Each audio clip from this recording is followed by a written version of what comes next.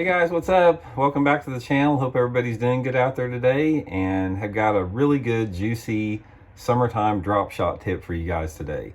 Drop shots are one of my favorite baits to fish in the summertime of the year. It seems like to me that every time you roll around into July, August, into September, fishing gets tougher, fish get a little bit less aggressive, a little bit harder to catch. And by downsizing to a drop shot, you can get a lot more bites in it in a variety of water clarities and conditions and covers, not just relegated to one specific thing. The tip I want to give you guys today is it's geared towards more vertical fishing with a drop shot. And when you're thinking about vertical fishing with a drop shot, it doesn't necessarily have to be super clear water. I mean, fish will suspend more in clear water, but this technique that I'm going to show you guys will work anywhere you've got water visibility, say over 2 feet. And it'll work on the bottom or for suspended bass too. So I'm going to give you guys some juice on this. Okay, let's get started a little bit. I want to show you guys a little bit first about the drop shot setup I use real quick for the summertime before I get into the specifics of this retrieve, because the tip today has to do specifically with the drop shot retrieve, how you work it. But I've done some videos on drop shot in the past, and I'm going to do some more. But basically here is my summertime drop shot setup.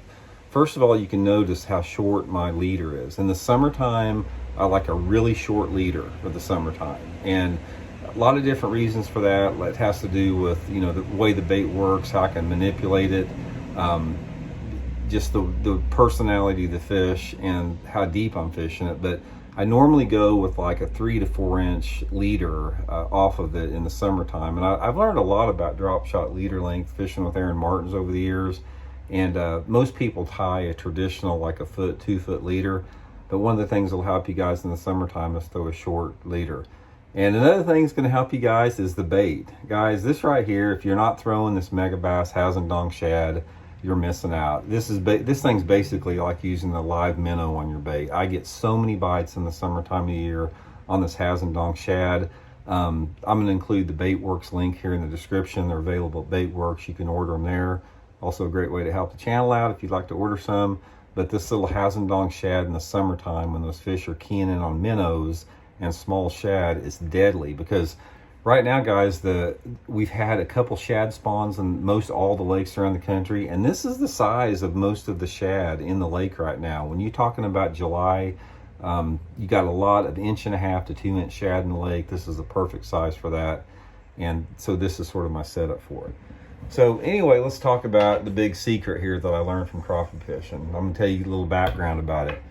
I used to do a lot of crappie fishing when I had more time. And, here in the Ozarks, we do a lot of vertical fishing for crappie, like vertical for suspended crappie or vertical over brush piles. And one of my big crappie tips is, you'll drop your crappie jig down to the brush and just start moving around, shaking it.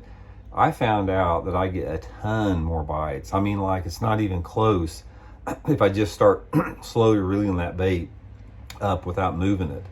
And, I don't know what it is. I think it's getting away from them or whatever, but the crappie will really react to that.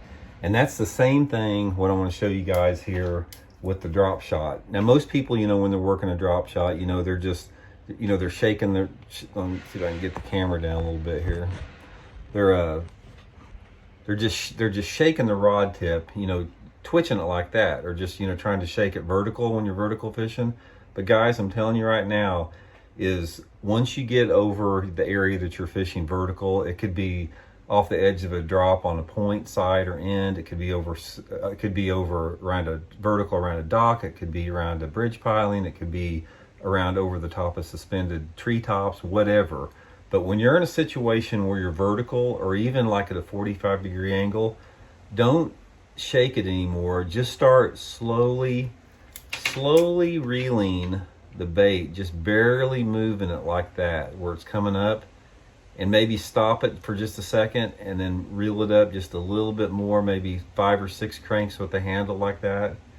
Stop it, maybe just twitch it a little bit, and just barely start reeling it all the way up, just like that, stopping it about every 5 or 6 turns of the handle. And guys, I'm telling you what, not only will this allow you to find the depth zone that the bass are in, because normally I'll drop it all the way to the bottom and start, you know, just slowly reeling it up.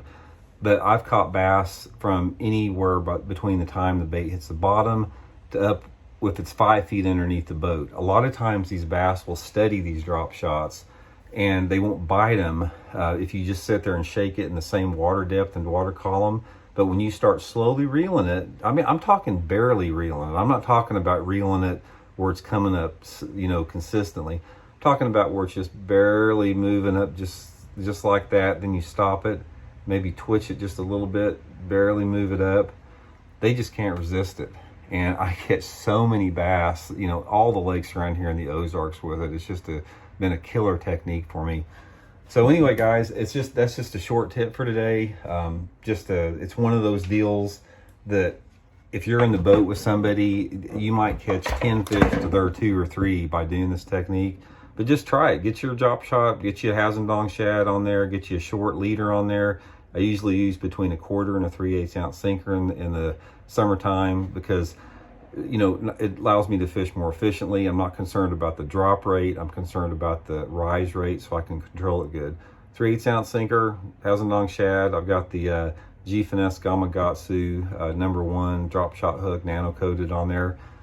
6-pound test Seaguar and VizX line, Megabass whip snake spinning rod. So anyway, that's today's tip. Much appreciated you guys tuning in for everything there. Like I said, shoot me some comments if you guys, you know, got different videos you'd like them to see. Let me know. I'm trying to incorporate maybe 2 or 3 videos from subscribers every week, you know, into the mix a little bit, and we'll keep doing it. So thanks again for tuning in. We'll be back soon. See you.